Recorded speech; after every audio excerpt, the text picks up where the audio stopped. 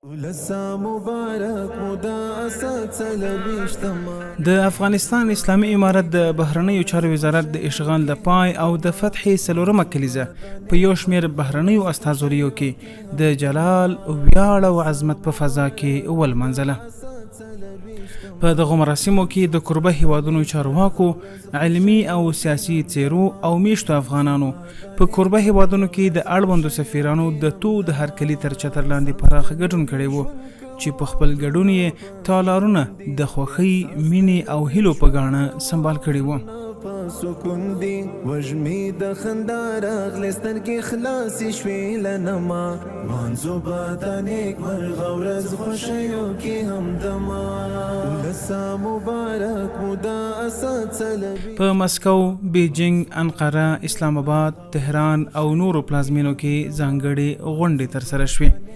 د غونډو په لړ کې د اسلامي امارت د اقتصاد محوره او متوازن سیاست څرک، نوې هیلې او د تیرو 4 کلونو لاسته راوړنې په ویاړمنه وینا ګډونوالو ته وړاندې شوې.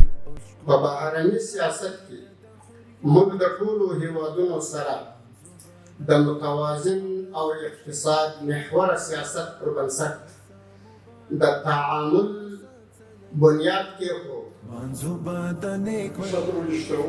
مونږ دا ډیر مثبت ارزو چې د دواړو هیوادونو د اقتصادي همکاریو مسایل په کازان کې د روان کال د لومړي روسي سوداګریز فورم پر مهال د دواړو هیوادونو د ریاست الوزرا مرستیالانو په لیدنو کې وڅېړل شول.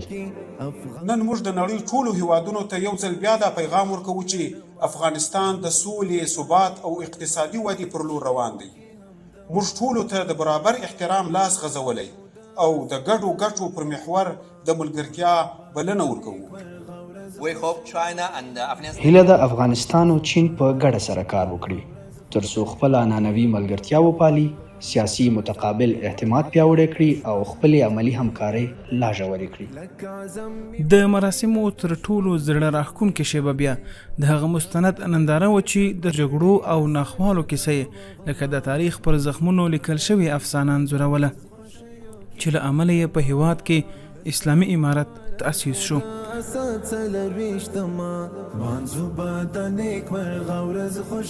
افغانستان د اسلامي نظام د نه پیرزوینې له امله د امریکا بې ځایه پلمې، برید او بیا د امریکایي اشغال د مظالمو او ناخوالو سربیره د امارت د مجاهدینو 100 کلنه مبارزه، میړانه، مذاکرات او فتح هغه څه و چې په پایله کې د خپلواکۍ، امنیت، سوکالۍ او د آبادۍ هیلو ځلانده لمر د هیواد په ټولو قلمرو پر وشي وغوړولې. مبارک مو د اسد څلرویشتمه مانځو به د نیکمرغه ورځ خوښیو کې همدمه. د لمانځغونډې په پای کې ګډونوالو د افغانستان د سوکاله او روښانه راتلونکي لپاره د دعا لاسونه لپه کړل او ورپسې د افغاني خوړو په پرتمینه ملمستیا کې د خوند او مینې ترڅنګ افغاني فرهنګي ښکلا هم ننداره کړه. چې نن خلاص یو له هر غمه مانځو به د نیکمرغه ورځ خوښیو کې همدمه. د اسد 24مه د اشغال پای او فتح ورځ په پار د افغانستان سفارتونو له لوري په لمانځغونډو کې وړاندې شوی مستند د ځانګړي ستراتیژیک موقعیت او سرشاره خاورې درلودونکی افغانستان د رسیزو کړاوونو او دربدریو سربیره د سیاسي کشمکشونو میدان، د شوروي له اشغاله راوتلې دا خپلواکه خاوره د بهرنیو کړیو په لمسون د کورنیو تنظیمونو د سیالۍ ډګر و او په هیواد کې ملوک طوایفي حاکم و چې له امله یې ولس هر ګړی کړاو او دربدري لیدله. د افغان مسلمان ولس د لسیزو جهادي ارمانونو تحقق او د اسلامي واکمنۍ لپاره د امت محسن او مجدد امیر المؤمنین ثالث عمر د ولس د ژغورنې او نجات غږ پورته ولس ورسره بدرګه کړ. د اسلامي امارت تاسیس په داسې حال کې وسو چې هیواد مو له جغرافیایي تجزیې او ولسونه له سیاسي، ټولنیزو او فرهنګي بیلابیلو ناورینونو سره لاس او گریوان و. پر اسلامی عدالت ولاړه اسلامي واکمني د یرغلګرو لپاره د منلو نه وه. Our war on terror begins with Al-Qaeda, but it does not end there. And every region now has a decision to make. Either you are with us or you are with the terrorists. The information we had was not Afghanistan. There's not a single Afghan, not a single Taliban was in that terrorist act.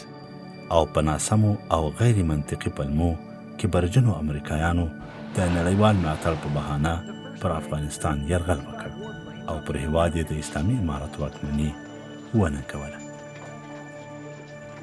د افغانستان اسلامي امارت د ستونزو او غلط فهمۍ په وړاندې تل د خبرو او مذاکرې غږ اوچت کړی و او له مغرورې امریکا هم د تفاهم وړاندیز درلود. Taliban authorities agreed to surrender Kandahar for the welfare of people. خو هغه مهال دا وړاندیز بابیزه وبلل سو او امریکا او ټولو جنګي ملاتړو یې د افغانستان اشغال حل لاره بللې وه.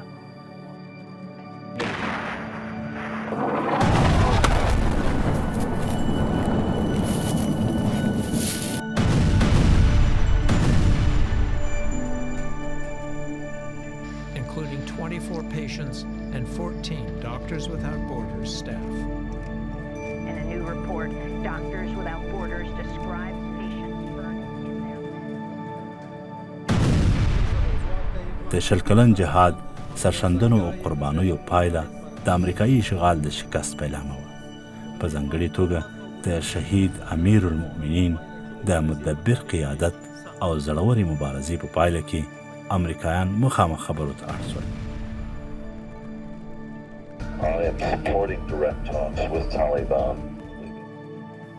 د 2014 کال په جون میاشت کې د قطر په پلازمینه دوحه کې د اسلامي امارت سیاسي دفتر پرانستل شو. د افغانستان د سولې او اشغال د پای تړون د 2020 کال د فبروري په 9 په پلازمینه دوحه کې لاسلیک شو. 2020, at a grand ceremony in Doha, the U.S. and Taliban signed a deal. This was one of the strangest scenes you could imagine. American diplomats. د افغانستان اسلامي امارت تر چتر لاندې افغان زړور او مجاهد ولس د 2021 کال د اګست په 15 خپل هیواد د امریکایي اشغال خپلواک او ویاړلې فتح د افغانانو په برخه شوه. د امیر المؤمنین شیخ صاحب حفظه الله تعالی تر متین زعامت لاندې د افغانستان د اسلامي امارت دوهم ځل واکمني له عمومي عفوې سره اعلان شو او د نوي افغانستان د آبادۍ او پرمختګ غږ اوچت شو. نور دلته جګړه د نن نه هیڅ پای ته ورسېده. بناءً د علي قدر امیر المؤمنین د فرمان په اساس ټول هغو کسانو ته مقابل جهاد کې ولاړو عفو سوی او دغه عفو خاص د دې لپاره وسي موږ نه غواړو نور جګړه تکرار سي. په ټول هیواد کې سراسري سوله او امنیت تامین شو.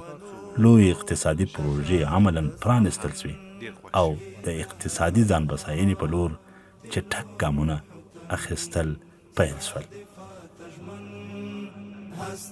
زموږ د ټولو فکر یوازې د هیواد پر آبادي او د ملت پر سوکالي متمرکز دی. په ټول هیواد د اسلامي امارت 4 کلن سراسري حاکمیت ثابته کړه چې نور افغانان له نړۍ سره د متقابل احترام پر بنسټ با هدفه تعامل غواړي.